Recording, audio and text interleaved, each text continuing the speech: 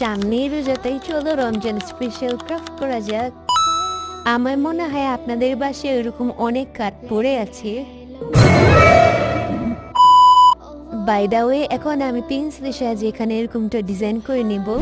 এখন এটাকে আমি কেচির সাথে কেটে ফেলবো। এখন আমি একটি সাদা কাগজ নিব আর সাদা কাগজের সাথে এটাকে আঠা দিয়ে ভালোভাবে লাগিয়ে দিব। আঠা দিয়ে লাগানোর পর এটা দেখতে এমন লাগবে। এখন আমি কেচির সাহায্যে এই দাগের মাঝখানে কেটে ফেলবো।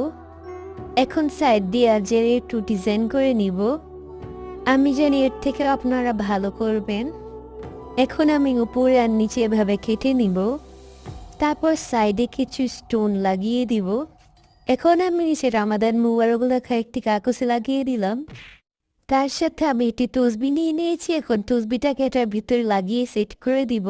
তো তোমরা এভাবে রমজানে বানিয়ে তোমাদের প্রিয় মানুষদের গিফট